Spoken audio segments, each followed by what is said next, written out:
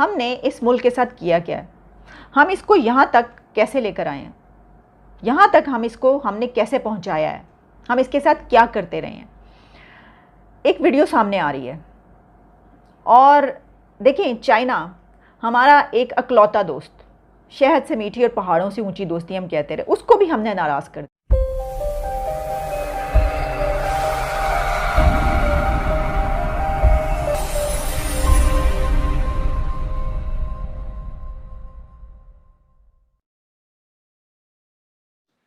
अब इमरान खान ने जो काम कर दिया है वो तो उसको पद्म भूषण अगर भारत रत्न ना भी देना चाहें, उसको कोई ना कोई तो अवार्ड इंडिया को देना चाहिए।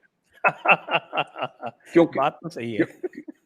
क्योंकि आप देखिए, ट्रेंड चल रहे हैं पाकिस्तान में,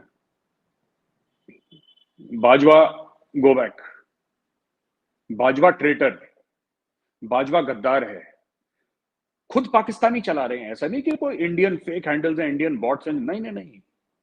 पाकिस्तान तहरीक इंसाफ के जो लड़के लड़कियां हैं, जो टीनेजर्स हैं, या फिर जो उनके यंग जो स्टाफ है उनका, जो वॉलंटियर्स हैं, वो चला रहे हैं साहब। ये हर जगह फौज पे थू थू हो रही है, पहली बात। दूसरी चीज, फौज को बीच में से दो टुकड़े हो गए। जो फौज के वेटरन हैं पुराने, वो बाजवा साहब को गाली दे रहे हैं।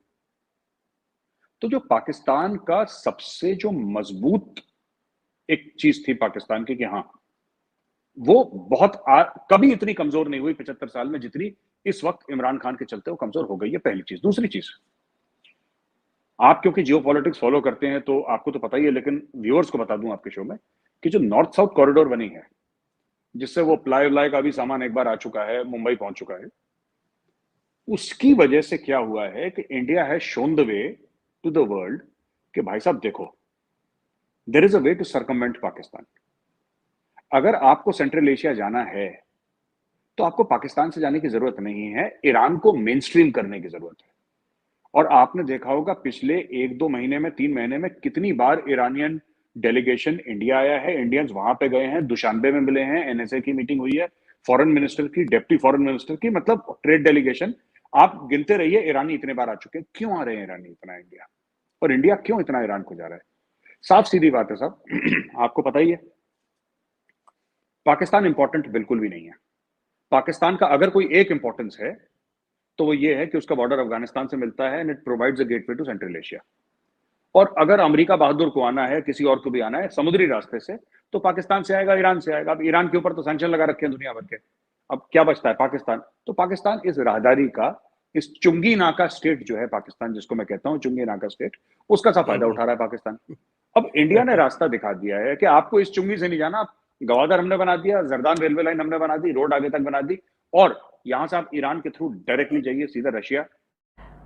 लेकिन अब एक वीडियो सामने आई है और उस वीडियो में एक आदमी, एक चाइनीज़, एक बंदा आके प्राइम मिनिस्टर से मिला है। उसने किसी तरीके से किसी से कह कुआ के वो उस वक्त वहाँ पे पहुँचा है, और उसे पता चल गया होगा कि यहाँ पे वज़ीर आज़म आए हैं, किसी वजह से वो वहाँ पे पहुँचा और उनसे जाके मिला है। और वो क्या कह रहा है वीडियो में उनसे, कि उसका क्या काम था और क्या किया गया, ये आप खुद अपनी आंखों से देखो।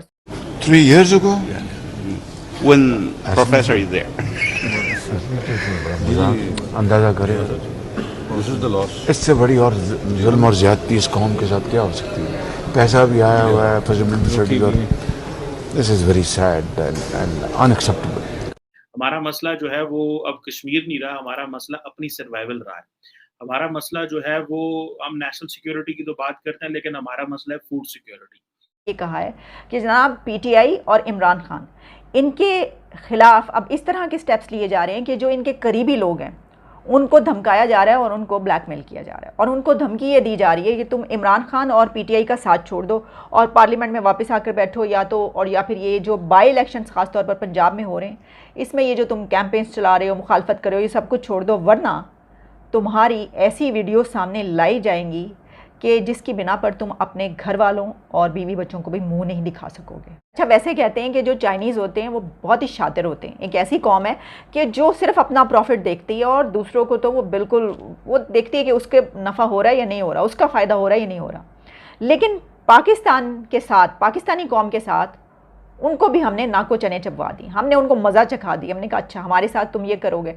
यानी ये कि आप ये देखें कि वो कौम जिसको कहा जाता है कि बहुत शातिर है और कारोबार करने में जो है वो उससे आगे कोई नहीं है डीलिंग्स में, यानी वो कहते हैं ना, हम कहते रहे कि वो जब कर्जा देते हैं तो वो निचोड़ लेते हैं अगले बंदे को, लेकिन हमने उनको निचोड़ लिया। उन्होंने, याद होगा कि इमरान खान के दौर में पिछली हुकूमत में ऐसी खबरें आती रही कि सी पैक बंद हो गया, प्रोजेक्ट्स जो हैं वो बंद पड़े हुए हैं, चल ही नहीं रहे, हर्डल्स आ रही हैं, पाबंदियां लग, पता नहीं क्या क्या कुछ होता रहा। उसके ऊपर कई मरतबा हुकूमत की तरफ से कहा जाता रहा, इमरान खान की तरफ से कहा जाता रहा कि नहीं ये हमारे खिलाफ प्रोपेगेंडा हो रहा है, गलत है, सब कुछ भाग रहा है, सी पैक सिर्फ चल नहीं रहा, ये तो दौड़ है, पहले से भी ज़्यादा तेज़ी से दौड़ है। पाकिस्तान की मेन जो स्ट्रेंथ है वो पाकिस्तान की फौज है। उसके अलावा पाकिस्तान में और कुछ काम नहीं करता। पाकिस्तानी फौज भी गलत ही काम करती है जब काम करती है, लेकिन करती है, कुछ ना कुछ तो करती है। बाकी जो उनके डिपार्टमेंट है ना गलत करते हैं ना सही करते हैं, वो परमानेंटली बिल्कुल जैसे न्यूट्रल गियर में रहते हैं। अब वहां पे बिजली का बिल इकट्ठा करने के लिए फौज आपको चाहिए, वहां पे इलेक्ट्रिसिटी जो चोरी करते हैं उनको पकड़ के जेल में डालने के लिए आपको फौज चाहिए, इलेक्शन करवाने के लिए फौज। For every single thing you require Pakistan army, उसके बिना काम होता नहीं है। और ये भी बात सच है कि पाकिस्तानी फौज वो ग्लू है, वो गोंद है जिसने पाकिस्तान को जोड़ के रखा है। क्योंकि इनमें फर्क इतना है, इंस्पाइट ऑफ बीइंग 97% मुस्लिम, इनमें फर्क इतना है कि आपस में पाकिस्तानी मुसलमान एक दूसरे का गला काटते हैं। जापान जैसा मुल्क जिसके पाकिस्तान से बहुत अच्छे ताल्लुकात थे, वो भी इंडिया के कहने पे उन्होंने जो रिसेंटली जो जापानीज प्राइम मिनिस्टर किशिदा आए थे, तो उन्होंने जो है वो जो जॉइंट कम्युनिके इंडिया और जापान का दिया, उसमें उन्होंने वही जुबान बोली और वही कहा जो इंडियन उसको कह रहे थे। याद रखें, दुनिया में कोई मुल्क आपको G7 में एवं नहीं बुलाएगा, because they just look at the potential क्या है, they are looking at the potential, they are looking at the engagement, they are looking at what is required and how we can get closer with India. So this is something which is very very लेकिन आपको हैरानगी होगी ये सुन के और देख के कि 2 दिन पहले तो जो Indian prime minister Narendra Modi हैं, वो जो चाइना ने एक high level dialogue on global development करवाया है, वो उसका भी मेंबर थे और वहाँ पे भी बैठे हुए थे। वो उससे पहले जो ब्रिक्स की मीटिंग हुई जहाँ पे रशियन प्रेसिडेंट व्लादिमीर पुतिन थे और बाकी Brazil, south Korea, south Africa और बाकी जो चाइनीज़ थे वो बैठे हुए थे और वो टोस्ट कर रहे थे जनाब कप जो था, और एक फ्रेंडशिप और इसकी बातें हो रही थी। इधर जो है वो इंडियन प्राइम मिनिस्टर जो है वो यूरोप आ गए हैं और यहाँ पे आके वो बैठ के, तो इंडिया ये तो कहता है कि ठीक है जंग नहीं होनी चाहिए और इस तरह नहीं होनी चाहिए, लेकिन इंडिया जो है वो जिस तरह एक वेस्टर्न ब्लॉक में इतना करीब हो गए, लेकिन चाइनीज इतने करीब नहीं है जितना इंडिया करीब है। इतने करीब होके जारी बात है वो जो काम कर रहे हैं, जो कि मैं समझता हूँ कि बहुत बड़ी उनकी कामयाबी है कि वो ब्रिक्स में भी थे, वो high level global dialogue on development जो जिसको चाइना इनिशिएट कर रहा है। अब चाइना और इंडिया के मामलात बताने की जरूरत तो नहीं है ना मुझे कि उनके आपस में क्या मामलात है आइदर इन टर्म। वैसे एज वी ग्रू अप हमने हमेशा से मुश्किल हालात ही देखे हैं, चाहे वो कोई भी दौर हो। हमने हमेशा से ये हेडलाइंस देखी है कि पाकिस्तान मुश्किल दौर से गुजर रहा है, कभी टेररिज्म होता है, कभी कोई और मसला आ जाता है, कभी इंडिया के साथ जंग हो जाती है, तो कभी जो है वो अब कोविड आ गया पिछले साल में। तो हम तो जैसे जैसे बड़े हुए हैं, हम मुझे लगता है कि हमारी जो जनरेशन है हमने सिर्फ सरवाइव करना ही सीखा बैठाना है, और ये इंडिया पीछे से कर रहा है। ईरान मेन स्ट्रीम होगा, जिस दिन ईरान मेन स्ट्रीम हो गया, इंफ्रास्ट्रक्चर अवेलेबल है, फिर पाकिस्तान की दुनिया को जरूरत नहीं पड़ेगी आरजू जी, नोबडी विल बॉदर की, क्योंकि पाकिस्तान कुछ बनाता नहीं आरजू जी। इट इज नॉट दैट कि पाकिस्तान को आईटी हब है या पाकिस्तान को मैन्युफैक्चरिंग हब है या पाकिस्तान कोई रिसर्च एंड डेवलपमेंट का हब है। ये इतने डॉलर जो बाहर से आते हैं पाकिस्तान, जो अमेरिका देता है, क्यों देता है? राहदारी के लिए, सिर्फ एक राहदारी के लिए। चीन इतना इंटरेस्ट क्यों ले रहा है पाकिस्तान में? कई पाकिस्तानी कहते हैं हमारा दोस्त है। दोस्त कोई नहीं होता फॉरेन अफेयर्स में, जियो पॉलिटिक्स में, नेशनल सिक्योरिटी में दोस्त नहीं होते।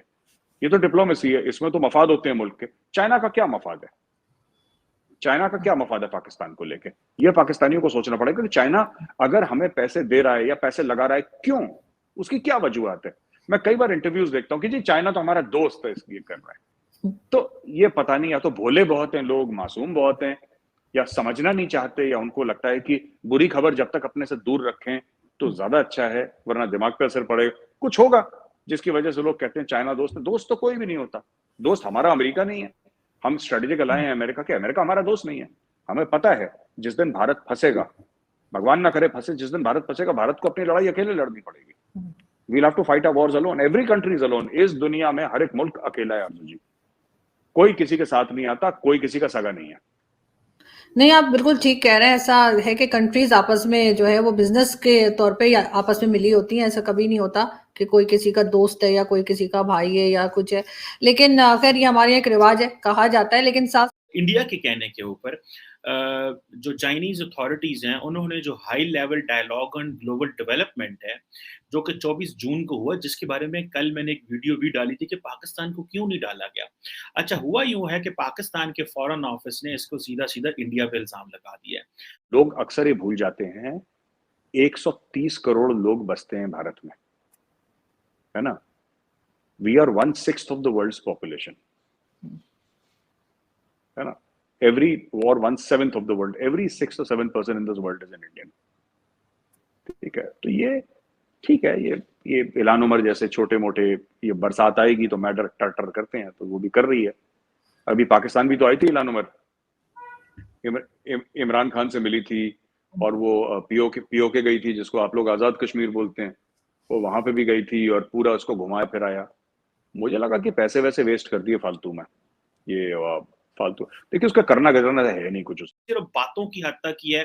एक हमने श्रीलंका में देखा कि वहां पे मामलात जो हैं वो खराब हो गए और चीन किसी को नहीं बचा सका, ठीक है जी, IMF और बाकी लोग भी कोई नहीं पहुंचे। और एक पाकिस्तान है जहाँ की कंडीशन ये है कि हमें जो लोन्स के लिए हम कितनी मुश्किल में हैं।